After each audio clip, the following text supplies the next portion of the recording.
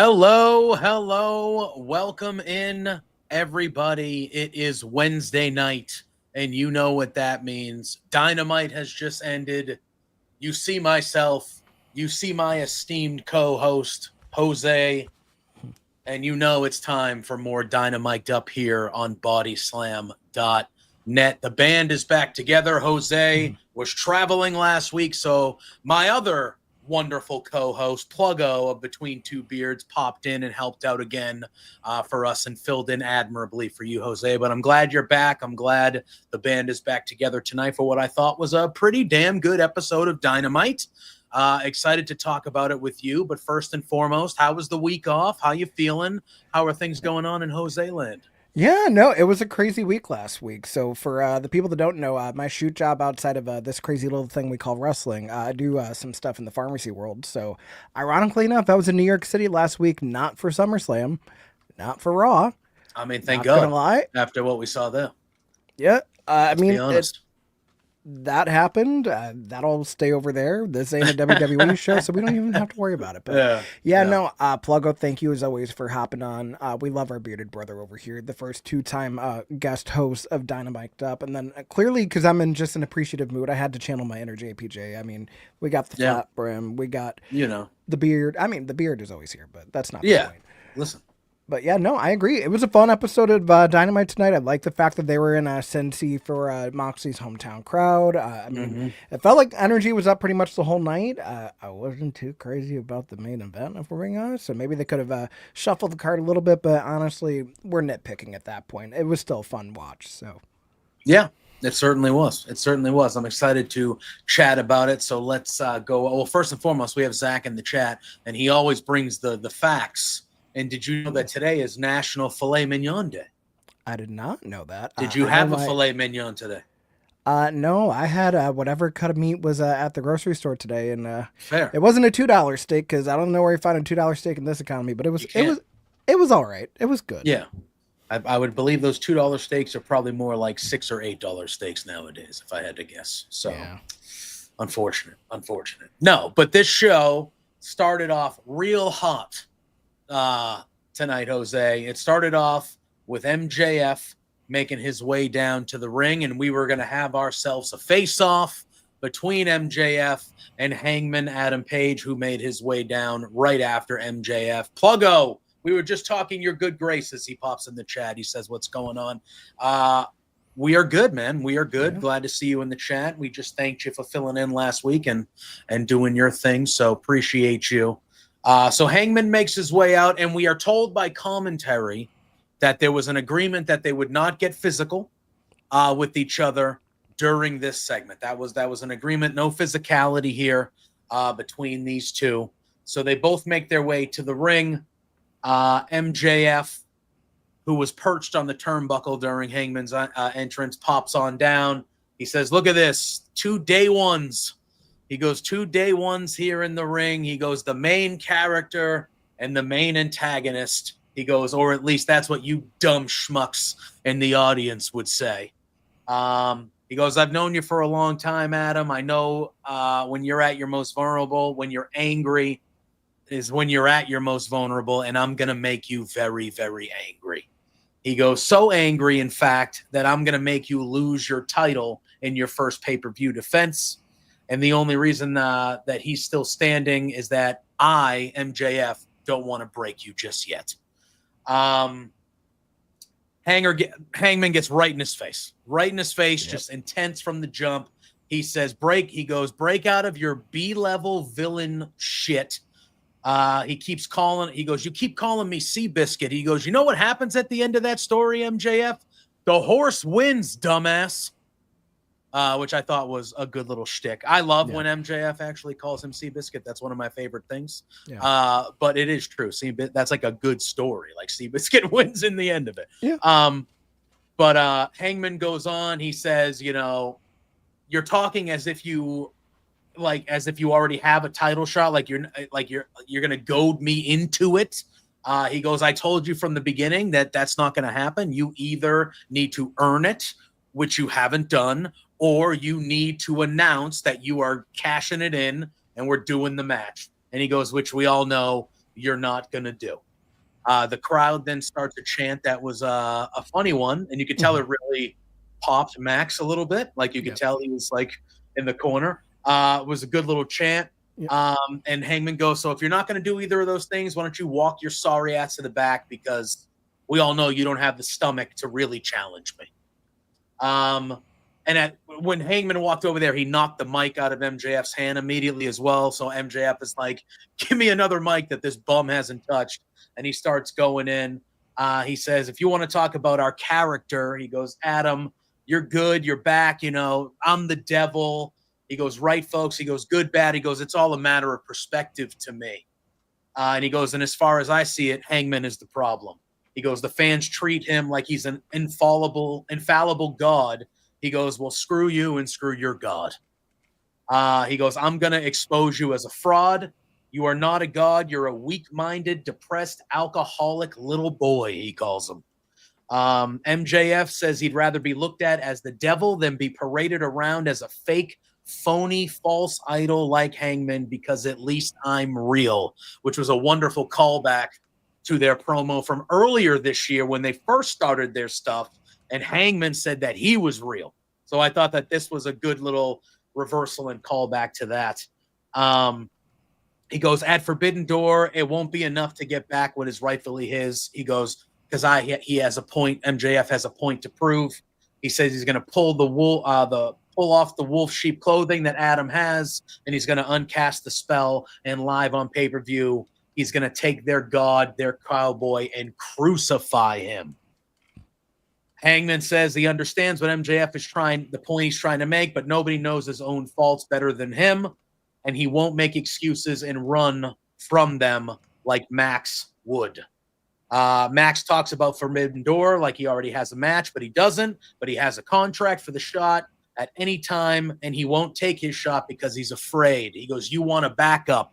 You want you want insurance. He goes, because deep down, you know that you don't have what it takes to take this belt from me. He goes, so if you ever want the title again or to have 1 ounce of this crowd's respect, take your shot. He goes, you said you've been here from day one, and, you should know well enough that AEW is about going all in. So take the shot, prove it to everyone, prove it to yourself, prove it to us that you're more than just an insecure, gutless coward. And then Max gets riled up. He gets angry, and he yells, he's executing the contract at Forbidden Door. And immediately MJF realizes, oh shit, he got me. And Hangman starts laughing. The crowd starts chanting, you fucked up. And it's immediate that Hangman fooled MJF. He goaded, this whole time, Hangman was telling MJF, you're not going to goad me into giving you that match. When in reality, Hangman wants the match. And he goaded MJF into giving Hangman what he wants, which is the match. This was brilliant. I thought this was excellent by both men. I thought the reaction afterwards by MJF was perfect, and Hangman slowly turning his seriousness into laughter. I just thought that this was perfectly done. I loved this opening promo here between both these guys. Yeah, I don't think you could get any better than everything that we saw. I mean, because we've seen the history of Max and Hangman throughout the whole 6-year span that we've had of AEW so far. So they've been the pillars. They were there from day one. We've gotten to see just what happens when they're at odds, sometimes when they're at evens, because you never know with AEW. A lot of loyalty can lean here or there, but he really did use every sort of callback possible to make sure that MJF realized exactly he had no one to blame but himself for getting himself in this situation, because he was so full of hubris that he ended up playing his own game and losing. So I'm very excited to see what this world title match is going to be at Forbidden Door. I don't think Max is going to win the title. I think it's going to be a hell of a main event regardless, but it's nice to see, we have both of those contracts from the Casino Gauntlet being executed at this event. So a little weird that we're not getting too forbidden with the Door this year. I think just with the show being in August instead of July, G1 Supercard going on. I was just going to say the Grand Prix G1 is probably getting ready to start. That is a little inopportune, but for the stuff that they do have going on for AEW, I am not mad at this whatsoever. I think this is the perfect way you start a show. Yeah, I agree. And I did notice that this was being, this Forbidden Door It definitely has a different vibe to it than previous years. There definitely is a lot less presence of people outside of AEW so far. We still got one, you still got 2 collisions and another Dynamite to get through. But it does seem a little light on the forbiddenness of the Forbidden Door. But for what they have, I mean, you're talking Swerve and Okada, you're talking Athena and Tony. Now we got MJF, and I mean, it looks like we're going to get Moxley and Darby. Like what they're building, AEW versus AEW, it's strong. It's very, very strong, and they're doing it pretty well. And another thing that, again, continuing the hot start to this show, we see a promo from the Death Riders who are outside the building, making their way. Moxley kind of waves the camera over, and he's talking to Darby. And he says, Darby, whatever you think is happening at Forbidden Door isn't happening. And he goes, me and Marina and Wheeler, and then they make their way to the arena. But he says, basically, whatever you think you're trying to do for Forbidden Door, it's not happening, dude. And they make their way to the ring, and we are going to get the hometown guy, Jon Moxley, tonight against Kevin Knight. And going into this, I kind of knew he's had a plenty of them already, but I kind of knew. I was like, this is going to be another breakout performance for Kevin Knight here. Like they're going to make him look like $1 million, especially with Moxley in there. And it did not disappoint. This match was an excellent first match of the evening. The match starts off hot. Knight rushes in. He's putting the boots to Moxley. They start going back and forth, and Knight is using, Moxley's clawing at his face. He's doing some stuff, and Knight is using his speed and agility at first, and he gets Moxley out of the ring, and Moxley then pulls Knight out of the ring, and then this is where Moxley kind of starts to take control. Once they got out of the ring, he starts, using his power a little bit, throwing him into the barricades, slowing things down, and really slowing down Knight. Speedball was also at ringside to hopefully fend off Marina and Yuta, or at least, keep the evenness at bay a little bit. But this was really good. Moxley then, he slams Knight's head on the announce table a few times. He's giving him the boots. He goes in, he breaks up the count, he goes back out. Knight then fights back, couple uppercuts and all this stuff, and then he hits a beautiful, I don't even know what to call it, a double jump drop. He runs from the floor. Yeah, so it's jumps up on the apron and then leaps into a drop. It was just a beautiful looking move. Double jump drop kick maybe or something like that. Yeah, like it felt like it could have been like very like Sabu, or just like he was kind of doing like a parkour into the drop kick, like very running. I thought that was a great spot. Also, I've noticed the fact that the crowd is cheering everything that Jon Moxley's doing, but also chastising Wheeler Yuta the whole time. So it's like, yeah, that's our boy, but you're not our boy. Exactly. Like, you might be his little flunky, but we don't like you. So, which I liked, because it wasn't like the negativity was being shown to Kevin Knight, the opponent, because they like Kevin Knight too. It was like, no, Moxley's our guy. We're going to be rooting for Moxley here because he's from Cincy, but we like you, Kevin Knight. So we're just going to shit on Wheeler Yuta the whole time. Like Wheeler Yuta is the nemesis of the crowd during this, not Moxley's opponent, which I liked. We then got a commercial break. We came back from commercial and Moxley was in control. He was hitting some good kicks. They were trading elbows. At one point, Moxley flipped the bird to Kevin Knight, but Knight kind of stood up. Then they keep going with the elbows. He hits a drop kick. He's biting John's forearm. They share a series of lariats. He hits a running UFO splash, which was really nice spot. Gets the cover, but no. They're going back and forth. Moxley rakes his back. He's got a thumb in his eye. He's knocking him down, but Knight pops right back up and he hits a superplex, which was a really good spot. John then gets the better of him. He hits a Gotch pile driver, which is reversed into a jackknife pin, and then a super kick and a spine buster, but Moxley kicks out. They go back out to the floor. Knight hits a beautiful slingshot plancha. There's a super kick to Wheeler Yuta at ringside, which the crowd loved. Then he does a springboard in, and Moxley looks like he's going to catch him for the double arm DDT. He hits a regular DDT, or Knight reverses it into a DDT. He heads up top to hit the UFO splash. Moxley puts the knees up, though, and he puts them in like a reverse triangle choke of sorts. It almost looked like a suplex choke, if that makes sense. Like you would be holding him for a suplex, but he was kind of triangle choking him at the same time. And night rolled around, he was rolling for the ropes. He was in it for a good minute or so. Like he held out as long as he could, but he ends up tapping and he gets the best of Kevin Knight. But I thought this was, you know what you're going to get out of Moxley, and we know what we're going to get out of Kevin Knight this one. Oh, yeah. But this was another wonderful showing for Kevin Knight. Like this, he was tremendous in this match, and they made him look like he belonged in that ring every second with Moxley in this match before we kind of dive into what happens out of there. But I really enjoyed this match, Jose.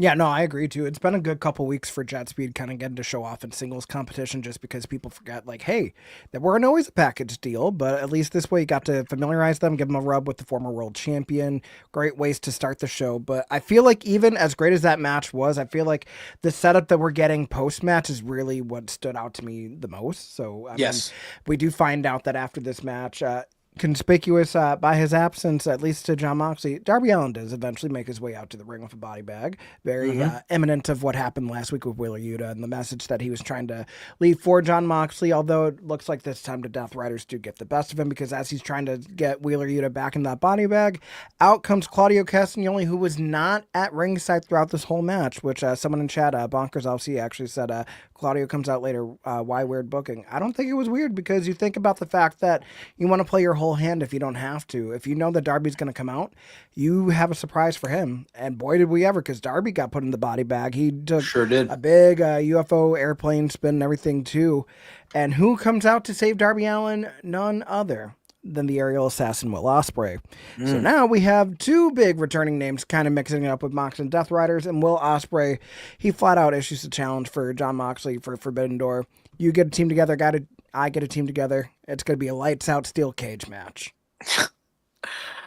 You know, for a guy that cut a promo 2.5 weeks ago saying that he had a serious neck injury and he was hoping to make it to Forbidden Door, I would have at the earliest expected him to come back next week on the Go Home show. This was earlier than I was expecting to see Ospreay, but it was a good moment and a lights out steel cage match. I mean, all right, go big or go home.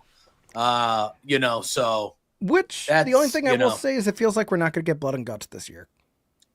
You think this is kind of the replacement of it? I feel like this is I'm not going to say it's a here damn in place of Blood and Guts, but just like logistically, because we're already in August. Yeah, so. I mean, you have such a stacked rest of the year. I can't imagine like what venue they could do it, because they've been running the smaller venues. I think it looks great on TV, unless you turn Blood and Guts into something that you do on pay-per-view. But I was going to say, could they make the Blood and Guts maybe like at something they do at All Out or Wrestle Dream, or like at one of the pay-per-views at least, like have a big, you know? Blood and Guts at World's End didn't sound so bad. Yeah, you could do that like a big end of the year blow off, like team versus team of some sort. I feel like that's a way that they could at least fit it in, as instead of making it like a themed Dynamite like they've done the last couple of years. I feel like that could possibly happen. But yes, I did love all the post match stuff. Now, do we think Darby's going to end up on Will's team here, or do we think? Oh no, they announced at the end of the show what the official did they? They gave a graphic. Yeah. Okay, there. Okay. Yeah, I completely missed that. So when we get to that, I must have not seen that graphic at all. Yeah. But all right. So then we did get a package for Adam Copeland and Stokely Hathaway, which obviously we'll be having later on in the evening. But then it was time for another really, really just tremendous match. It was a trios match. It was Alex Windsor, Queen Aminata, and Willow Nightingale taking on Mercedes in 2/3 of the Triangle of Madness, Sky Blue and Tekla. Let me say the entrance for the Triangle of Madness, very good. Very much enjoyed it. And I will tell you, I have been very impressed with Alex Windsor. Oh my gosh, I have too. Before AEW, I had not seen a ton of her work. And the last month or so that she's been there and they've been showcasing her, I have been thoroughly impressed. I love how she just constantly shouts her last name before she does moves. That makes me laugh. Yeah. But no, this was really good. Windsor and Sky Blue start the match. Big front kick. And then Sky kind of slips out to the follow-up, and then they're kind of going back and forth a little bit. Aminata, who I thought was the standout of this match. I thought Queen Aminata really, again, just another woman on the roster that I just I want to see her going up the car. Like she is so good. And I've loved her from the second I saw her. I thought she was the real standout of this match. She hits the chocolate kisses on Mercedes early on in this match. And then, everything's getting hot and heavy. Mercedes is in there. The triangle, Tekla and Sky Blue come in. They send Alex fights them off, sends them packing. Mercedes then cuts her off with the face breaker, and they're just going back and forth with each other. We get a commercial break, and we come in, and we come back from commercial. Before we get back to the break, JPJ, of note, before the match even starts, we have two spectators watching from the 200 section. On one side of the crowd, you have the AEW Women's World Champion, Timeless Toni Storm, and on the other side, you have the Ring of Honor Women's World Champion, the number one contender, Athena. So their presence known throughout all of this, as if there wasn't enough energy just from the trios themselves. I mean, we have pretty much everything, including the kitchen sink in this one. But, I mean, we got to toss it to you back after the break, of course. Yeah, and Willow Nightingale's in there. She lights Tekla up, missile drop kick. She catches a crossbody from Sky Blue and drops her with the Death Valley driver. And then Tekla comes in with the kick. But Amanada runs in, hits her with the fisherman neck breaker. Then the Mercedes hits a knee that sends Amanada packing. Big headbutt on Mercedes from Windsor. Hits a Blue Thunder driver on Sky Blue. All the three heels are stacked up in the corner at this point, and Willow does her best Brody King impression with the barking, and she hits the cannonball on all three, which was a great spot. And at that moment, they even showed Toni and Athena, and they were both clapping and putting over the action in the ring, as that was just a great sequence by all six of these women. The match then kind of settles down for a bit. Windsor goes for a sharpshooter on Mercedes, but she tags Sky Blue in. Windsor then hits a double leg on Mercedes. But, she hits a double leg, and Mercedes comes from behind and hits a lung blower. Nightingale then gives the pounce to Mercedes. Sky Blue then comes in with the satellite DDT, and then Queen Amanada with one of the prettiest headbutts I have seen in wrestling in a while. She just comes booking it and just smashes Tekla with a headbutt, and they both kind of collapse. It was just a really, really good-looking headbutt and spot. And then Alex grabs the sharpshooter. She puts it on Sky Blue, and Sky Blue ends up tapping out. And Alex Windsor, Queen Amanada, and Willow Nightingale get the win. And almost immediately after this, we get a shot up in the balcony, and Athena has attacked Toni Storm in the skybox up there. They're brawling through the crowd.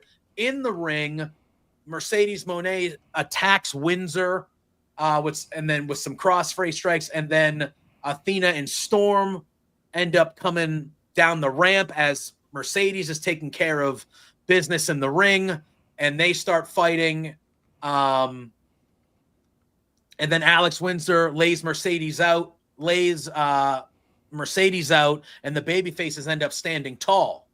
And then Toni gets on the mic. She says the heels can take the high road and they'll take the low road, and they'll do it next week in Scotland.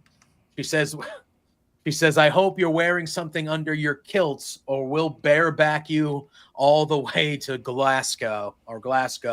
And that is how the segment ends. So next week, we're getting a massive tag match. It's going to be Alex Windsor and Toni Storm against the unlikely pairing. Who would have thought? Athena and Mercedes teaming up together next week on Dynamite. That should be fun. Oh, I'm excited for it. I think the funny thing is that we've also started to see over the last month just Athena and Mercedes, like, I don't want to say it's camaraderie, but like they're tolerating their presence of each other. For those that missed it over the weekend, Athena ran an all-women's show for Metroplex Wrestling, and as she announces their new American Joshi Championship, who comes out but Mercedes Moné?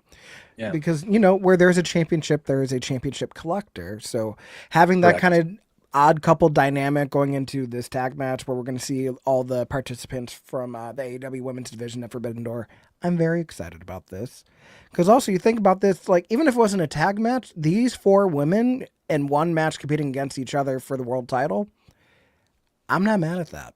No, I'm not either. And I feel like that's something we could definitely get. I know I said it before we kind of dove into that match, but Alex Windsor has impressed me big time. big time. Agree. Yeah, she has been very good here, and she is quickly rising up upon my favorites to watch on AEW. I've been very impressed with everything I've seen, and that tag match should be a real good one next week. After this, we have Renee Paquette backstage, and she's interviewing Will Ospreay. And she said, "Hey, I just saw you coming from Tony's office. Like what's going on? You know?" And he goes, "Well, he didn't know that was happening. He didn't know I was going to book a match. I just booked a match without telling him. So he's obviously thrilled about it." And he goes, "But that's not enough for Forbidden Door." He goes, "So I called my old boss, and I asked if he's up to jumping off a cage for old time's sake, and he's very pleased to announce that he said yes." So he announces that joining him would be Hiroshi Tanahashi on Team Ospreay, the ace. And then we found out in the graphic that Darby is also part of the squad as well. And then before they end the interview, though, Jose, Renee, being the great journalist she is, says, "Hey, last time we saw you, you were talking about your neck injury and how it's pretty bad. How you doing?" And you could tell immediately by Ospreay's tone and the way he answered that he just goes, "I'm fine. It's fine." And he goes, "But I got to go." He goes, Can you ask your husband or tell your husband for me that I would like to have a chat with him next week on Dynamite?" And he goes, "Thank you, dear." And he leaves. But you could tell immediately his neck is not fine, Jose. Oh, no. His neck is not fine. It might be held together by bubblegum and some wishes, but nonetheless, we have a very interesting build to this Lights Out cage match, because it's not even just the dynamics of who they're bringing in from outside, but just the actual physical well-being of the competitors, because we're talking about people that were just involved in a Texas death match not even a full month ago, and we're going from that to the next extreme. So yeah. It sure seems like they are really trying to load up that Dynamite next week in Scotland as well, which is good, which is a good thing. So it seems they're booking some big time stuff for that. But I very much liked this backstage interview. I liked how you could immediately tell that Ospreay's neck is not okay, and he's kind of going against probably what the doctors want him to do. It feels like he's probably not playing it safe here, which is not. To add that intrigue to it is really good. And then it was time for Adam Copeland and Stokely Hathaway. Adam Copeland makes his way to the ring, and FTR's music hits. We're waiting for Stokely. We don't see him right away. And Adam Copeland's like, "What the hell's going on?" And then we see him literally being carried by security with his legs doing the running, like he's trying to run, but he's literally off the ground, being held by being carried to the ring by security. Hilarious. And then they drop him, and he tries to run away, and they catch him again and go, "Nope." And they finally get him down to the ring. The bell rings, and Stokely, God bless him. He tries his best. Cinema. That's all I can say. It's cinema. He tries his best. He charges in with the spear, and it looked like he died. It looked like he died giving this spear. And then, Copeland kind of is mocking him. He stomps the mat. Stokely jumps up and he kind of backs off. And Cope is giving him good, funny looks. Come on. He goes, "Come on, give me another one. Give me another one." So Stokely lines up, gives him a second one. Same result. He's shaking his shoulder. He's like, he's really playing it up. And then he offers Adam Copeland a fist bump, like a truce. Yeah. And Copeland obviously is like, yeah. And then he punches him in the face. He brings him out to the floor. He grabs a microphone. He starts talking to what I feel like were not plants, like real fans in the crowd. Yeah, can we normalize crowd work in our wrestling matches? Yes. Because I feel like the comedians on TikTok can learn a thing or two from what Adam Copeland was doing. Literally. I mean, the first guy that he asked at the barricade's like, "Hey, can I pull you really quick? What are your thoughts on Stokely?" To which he says, "Well, he's short, he's bald, and he doesn't have any hose." Which, sure. I mean, it's not anything we didn't hear last week. So, 100%. Yes. And then he also pulls another fine young filly in the crowd. And, he asks, Stokely doesn't have any hose. I mean, would you be interested in meeting with him tonight? And she asks, "Is this a serious question?" Yeah. Which I don't blame her. So that's how you know it's not a plant. But she doubles down, no. And he's like, damn, sorry, Stokely. Can't get lucky here either. So hilarious. Yeah. Hilarious. And also just Copeland just asked, are there any hoes in Cincinnati? It's like maybe 5 cheers. Yeah. And then he goes, wow, all right, there are some. Like, which I thought was kind of fun. So, he gets Stokely back inside the ring. He's had enough time, playing around with his meal. So he hits a spear. And then we see FTR at the top of the ramp. And they know they can't go down there because if they go down there, the thing is off. The whatever, I'm not blanking on the name. restraining order would be restraining order is off, yes, and null and void. So they don't want to get. They're like, come on, just pin him. It's over, just pin him. And he's looking at him like, come on in. He goes, oh no, gives him a second spear. Then they get a little bit closer to the ring, and they're like, come on. And then Copeland grabs a mic. He asks the crowd, should I just pin him? They want me to pin him. Should I just pin him? And the crowd's like, no. They're like, one more time, do it. He then gets him, so he's going to put him in a power bomb, but then FTR make their way to the ring. He hits Dax with a spear through the ropes, and then he fights off Cash. He gets back in the ring, and it looks like he is going to give a third spear to Stokely, and when he does, Stokely throws powder in his face, which obviously brings him, and then FTR swarms in. They attack. So obviously the restraining order is now null and void. They attack. Copeland kind of sends them packing with lariats and all that stuff. And then after the match, they're attacking him. They're beating him up. They're spiking him in the head with the microphone. They're putting the boots to him.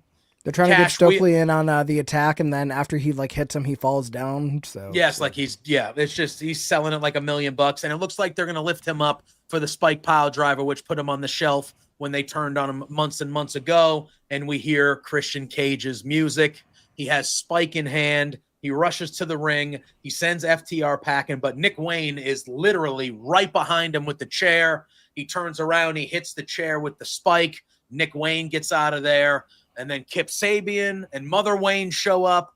And it looks like he's going to hit Christian with the chair, but Edge spears Kip Sabian and gets Christian out of the way. Then they do the thing where Edge is looking at one side. I keep on calling him Edge. Adam Copeland is looking at one side of the ring at FTR and Stoke. Christian's looking at the other of Nick Wayne and the gang. And they hit backs. They turn around. They do the thing. And Christian offers Spike back to Adam Copeland. And it looks like Christian's just going to leave. And Adam Copeland stops him. They hug. I cry. They get the moment. Adam Copeland and Christian are reunited once again. But it looked like Christian wasn't like super happy or elated. He accepted the hug. He hugged him back. But it also then he just kind of left with no emotion on his face. Like it didn't feel like a reunion. It just felt like, you know what? Yeah, I owe it to you. I found myself, but it felt like he was still going to go on his own path. Yes. Until we find out later that no, it is indeed a reunion and they just sold us. But yeah. Yeah. But a good moment here. I thought they might have held the hugging part off maybe until next week. But they decided to do it all tonight. But I thought still it was a good moment. It was a feel-good moment. It's just cool, man. You know, this is probably their last run together that they're going to get as a team. Yeah. Look at, man, it's just cool. It's just cool. Them and FTR will have a classic for sure when we get to it. And, I really liked it. I thought they could have played it out a little bit longer, but like another week at least to the go-home show. Yeah, but I get it. If not for how badly the reception was to that concerto at the top of the ramp the other week, it probably could have. But I mean, yeah, they realized they had to get a few weeks ago was not great either. It was kind of I think they realized they're like, okay, we're not going to retcon it, but we're going to try to do what we can to get the focus on actually building something for this pay-per-view. So, which we will touch on later when they make the announcement. But after the match, we do get a little bit of a vignette, very Gotham-like, very Batman, Arkham City-like. Yep. We see an emblem with the letter H. Oh, we do. So it feels like our boy Hook should be making his return soon. I wonder if it'll be just the same old Hook, or they'll give him like a slightly different because we saw him. Remember he was out, and then he came and like he did that thing with the ops where he didn't look like they were on the same page, and then he just disappeared again. Yeah, my thing is I don't think he's going to reunite with the ops. I feel like I don't think he is either. Yeah, we're probably going to get heel Hook, which we haven't had in a few years, but it's going to be interesting now because he's not just stoic and like he's just going off of his aura. Like we've heard him talk before, so I feel like it's gonna be interesting to see if he's gonna have some people with him, if he's gonna go the singles route. I feel like someone like Hook is something that AEW can benefit from just because we don't have as many of the younger guys getting those pushes as much lately.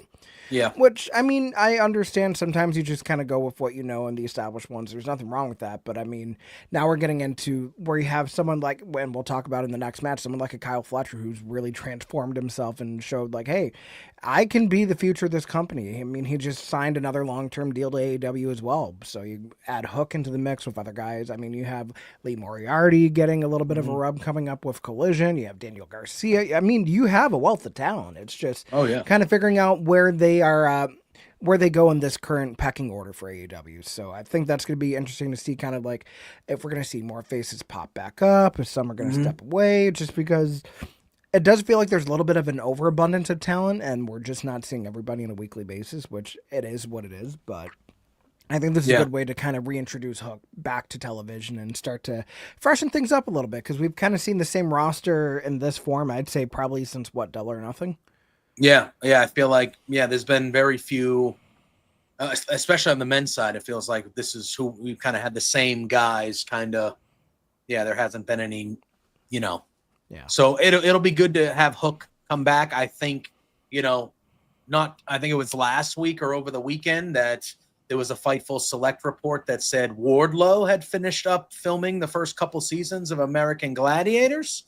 And he was at a recent Dynamite that obviously he wasn't used, but it would be nice to see him back in the fold if that is a thing. Yep, that's another we one, could get. When I think about, because I don't think, again, MJF is cashing in that at Forbidden Door, but I think this is too early in Hangman's run for MJF to take that title from him at this moment. And again, we'll talk about it more next week in the go home week, but I think Wardlow is a guy that could come back and immediately get thrown into it against MJF or even with MJF again. And I think there's a history and just that's an easy way for Wardlow to kind of come back if they wanted to do with that, especially if that's going to be happening with him. So it'd be nice to see some of these guys start coming back. I was going to say, it's funny that you mentioned Wardlow too, JPJ, just because Wardlow also has that history with Samoa Joe back for the TNT Championship. So maybe if you're talking about the fact that Hook's kind of on the outs with the ops, maybe have a Wardlow join him and then some other third partner and they can go after the trios titles. So yeah. So we could do definitely some cool things with Hook, and if Wardlow is not far behind him, because these are two guys at one point that were very, very, very over with the audience. So I'd like to see them kind of build that back. Oh man, it gets better and better every week, Jose. We come back from commercial and there is just a shitload of pyro. And when there's a shitload of, there's no video on the screen, no nothing, just a bunch of pyro. And I said it out loud to myself. I went, it's the Young Bucks. Because, so they have all this pyro and then there's just a voice that comes over like not even like in a microphone, like the speakers. Yeah. And it just says, we have no intro video for the Young Bucks this week. Yeah. So the Young Bucks just come out to no music, no video. They're pissed. Nick Jackson is just they both are really good, but Nick Jackson just makes me laugh uncontrollably.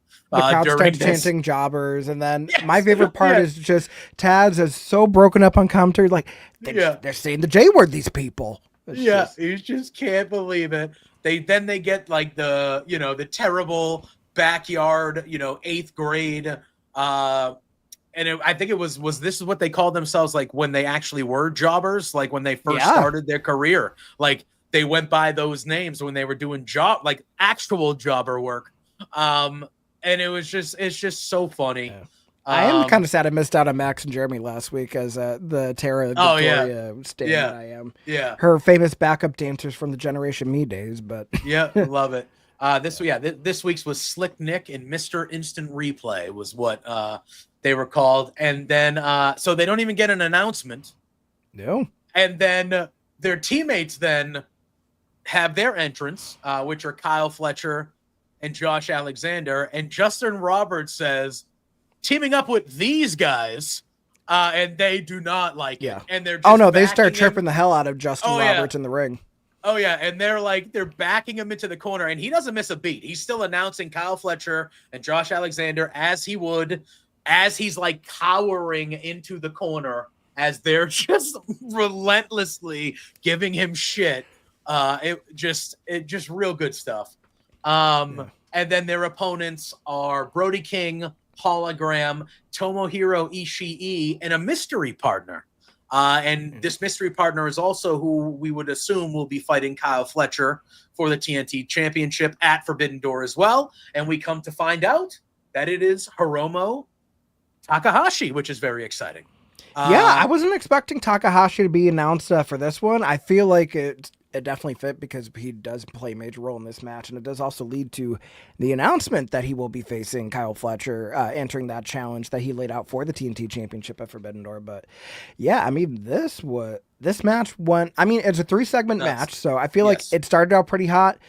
I feel like the second half it kind of lost me for a little bit, but I mean, we got to talk about the fact that not only was Justin Roberts getting the verbal abuse in the ring, but at ringside, he took a little super kick party and he was out for the rest of the show.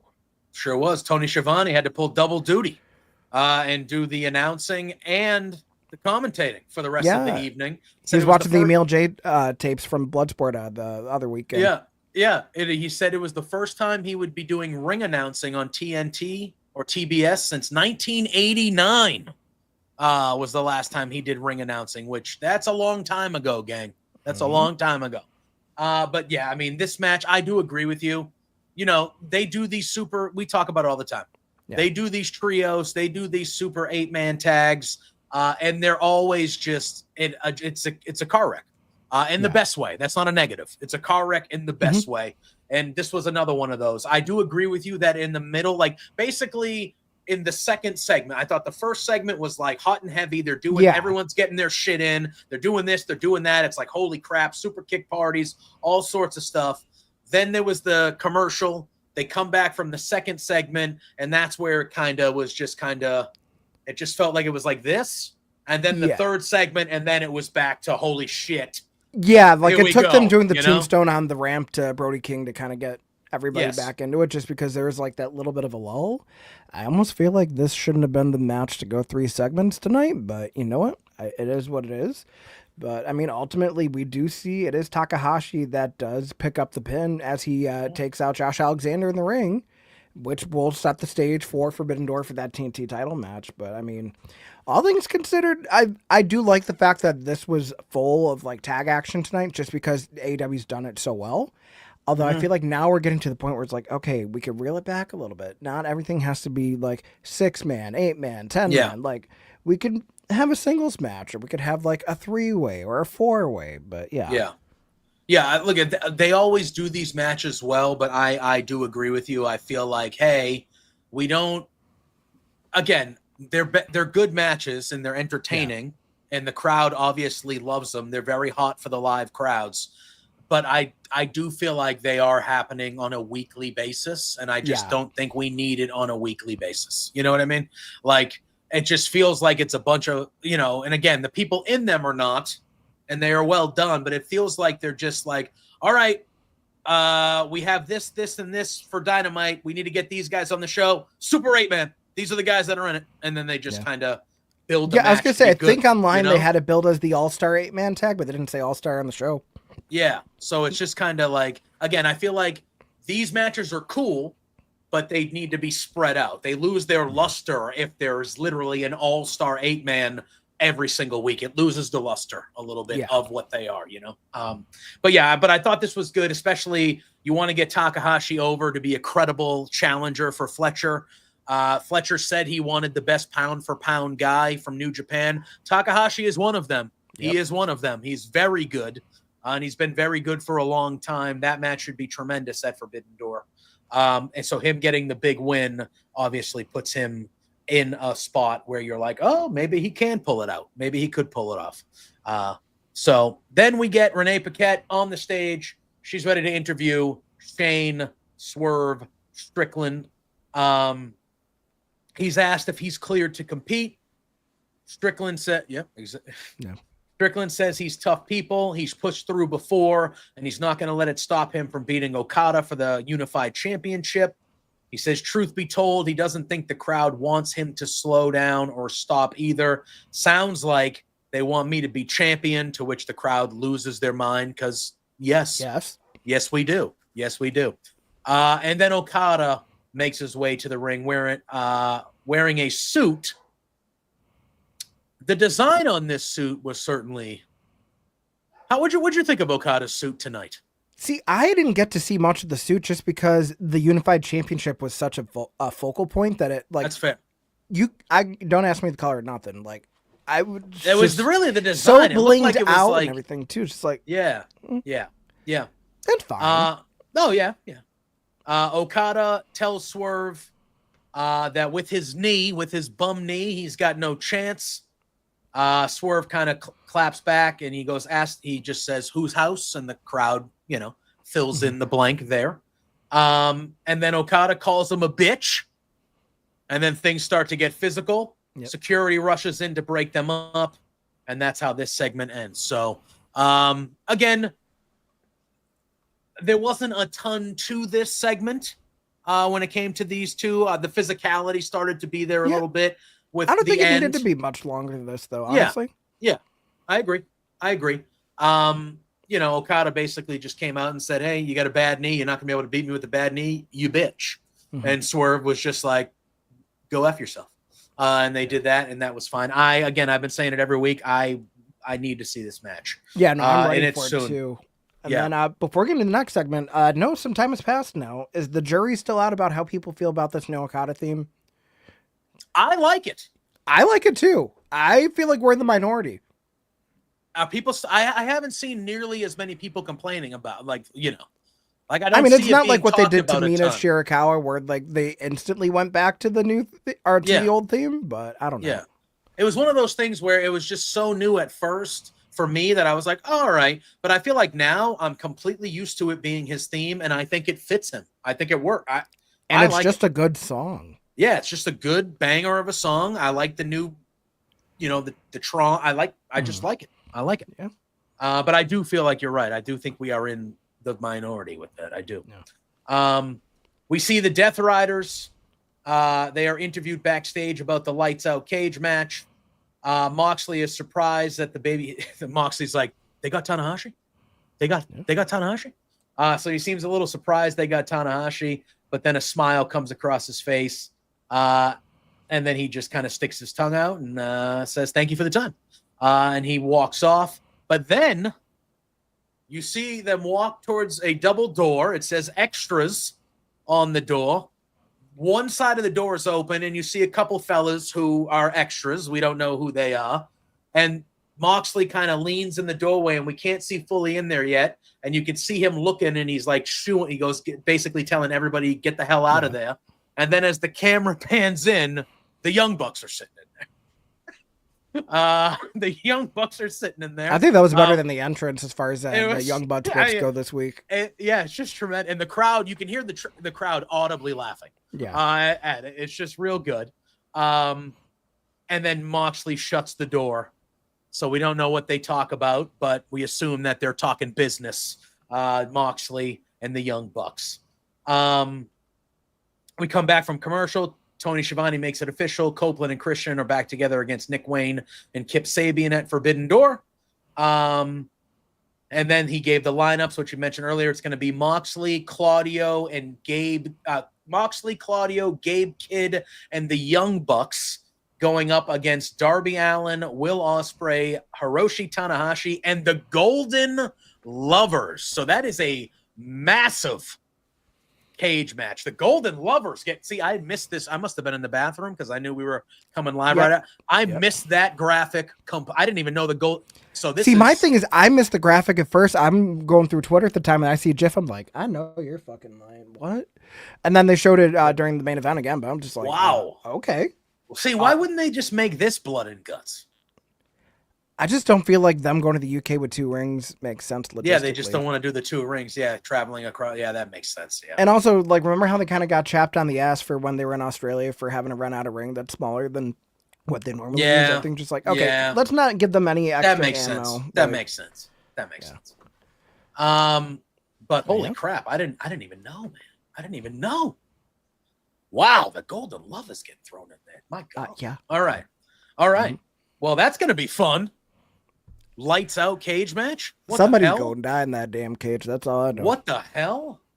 Now, a lights out cage match, are there weapons in the, like, or is that just like the weapons going to be in the cage? Like, you know? Either weapons are going to be in the cage or they're going to have to bring them in before they close the cage. Okay. So we don't know like how exactly this is going to work. It's 10 men in 1 ring with 1 cage. And it's lights out. Yeah, that's a lot of dudes to be in 1 small ring inside a cage. So are they going to kind of treat it like Blood and Guts where they stagger the entrances or what the fuck? I feel like you would, right? That 10 guys in 1 ring with the cage, that is a small, because it's not like they can stand on the outside of the apron like they're all have to be in there. Although here's my thing with that, they're talking about lights out, that means it's unsanctioned. So technically I don't think it's probably going to come down to pinfall or submission all over the place, right? That's what I'm thinking is going to happen. It's like you don't have to stay in the cage, or like leaving the cage isn't going to be like how you win or lose. Like I feel like it has to be pinfall or submission, but let them come and go as they please. Yeah, I don't mind. I don't mind at all. All right, and that brought us to our main event of the evening. It was a trios match. I don't know. I would have put the trios titles on the line here. I don't know why they didn't. I feel like we probably gotten a better match out of it if it was the titles on the line, considering the Ops haven't done anything with it since All In. But yeah.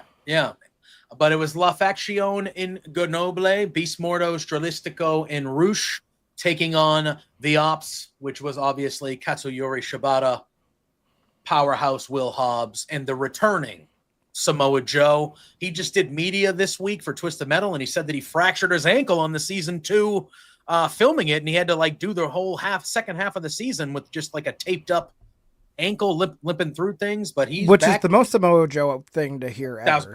1000%. Shouldn't shock anybody that happened actually. But good to see that he's back, and he looked pretty good in this match. So good to see. I felt like, and we kind of talked about it a little bit before. Well, you mentioned it, but I agreed with you. I felt like this probably shouldn't have been the main event of the show. I don't think this should have been the main event at all. Yeah. I felt like the 4-way could have done it. Moxley and Kevin Knight could have done it. Yeah. The match was a nothing burger to me. I feel like either you have the women's trio be the main event for this show, especially if you're going to set up the big tag match like it did. I feel like that's what I meant, not the 4-way, but the trios. Yeah, that's what I meant. Or you have the 8-man do it. Yeah.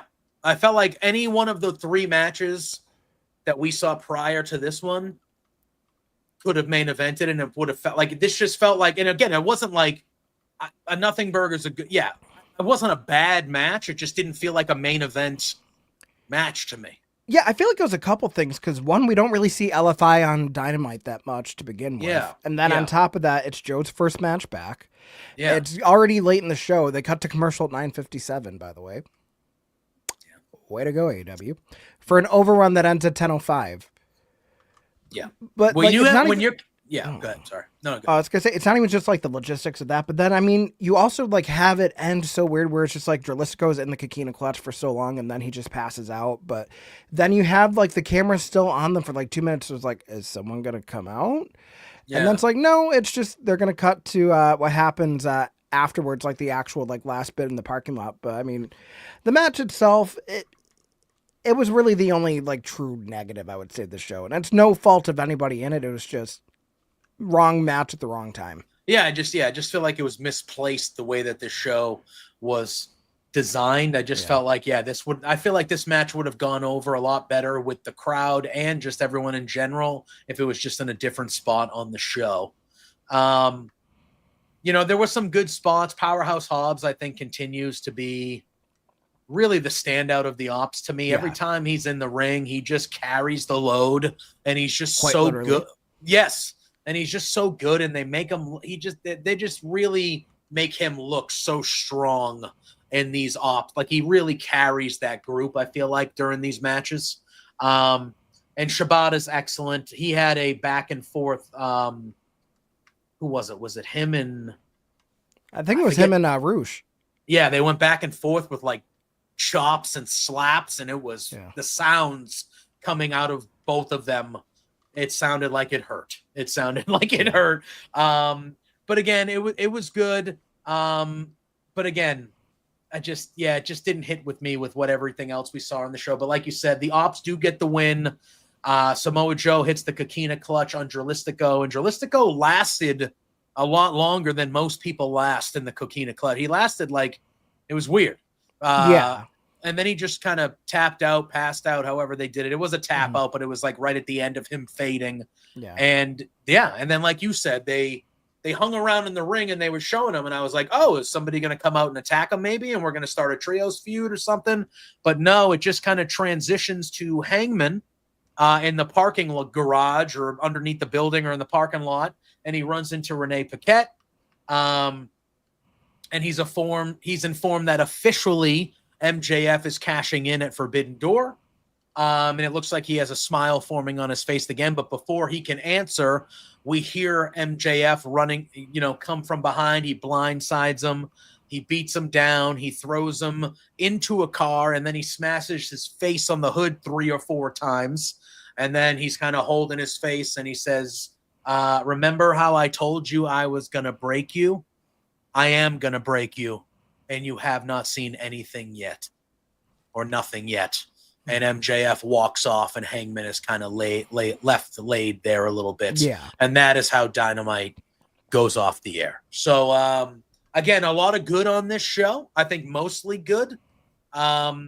Just felt like the main event could have been swapped out with something else. But all in all, I thought this was a strong episode. I thought the last couple weeks were a little bit timid for what we had been seeing from Dynamite. I thought tonight kind of brought back the intensity of Dynamite for the most part, especially during those, the trios women's match. Yeah. Moxley and Knight. It was just top heavy with how they had it laid out. Yeah. That was all. Yeah.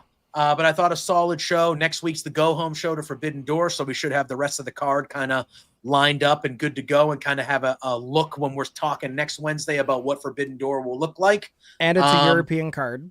So. It's in Scotland. So it's going to be a good amped up crowd. Those European crowds, it should be a good time. We're going to have to try to avoid spoilers. We are. We will do our best. They're not airing. Yeah, that's still airing, just taped, right? At 8 p.m. They're not airing it live. On, I'm sure HBO it's going to air live in Europe, so you could probably, if you don't have TNA Plus on, not TNA Plus, AEW Plus on Triller, I'm sure you can find a feed of it somewhere if you wanted to see it as it aired. Which, I mean, honestly, if we're going to have notes about the show anyways, it really doesn't matter kind of what happens as we watch it, because we're not reacting to it, but we are going to talk about it. And I'm sure we're going to probably have some Forbidden Door predictions, because it's kind of the thing we do on a go-home show. But, all things considered, I'm very excited for Dynamite next week. I am too. It should be a good one. I love the matches we've got booked so far. The European crowd. It should be really good. But that is going to do it for us tonight, y'all. Thank you for tuning in. We appreciate you tuning in to DynaMic'd Up here. We are here live every Wednesday night right after AEW Dynamite goes off the air. So please continue to tune in, continue to be in the chat. We appreciate it. Hit that thumbs up, hit the bell for notifications so you see all of our fine content here on bodyslam.net. There's content basically every dang day here. So hit that bell for notifications so you know when we're going to be live. But yeah, Jose, let the people know where they can find you, and then we'll get up on out of here, man. Yeah, I mean, as always, socials everywhere. It's Jose on the air. I know right now I'm on a little bit of a other content hiatus. I'm working on some stuff that will soon be revealed. It's exciting stuff, so I'm really looking forward to it. When all is set to be unveiled, you will know. And the easiest way to know is just hit the follow button. I'm a good time. Chances are I'm either talking about wrestling or some random crazy shit that doesn't have to do with wrestling. So I could be your escapism if you need it. There we go. You can follow me at JPJ Loves Gaming everywhere on all social feeds as well. Like Jose said, I got a lot of stuff going on everywhere. I'm here every Wednesday. I'm on Love Wrestling with Pluggo every Thursday. I do stuff all over the place for the high. So just follow me at JPJ Loves Gaming. You'll find out where I am everywhere. So thank you for tuning in, everybody. For Jose, for myself, we shall see you next Wednesday night for the Go Home Show. review of Dynamite. But until then, y'all know the drill.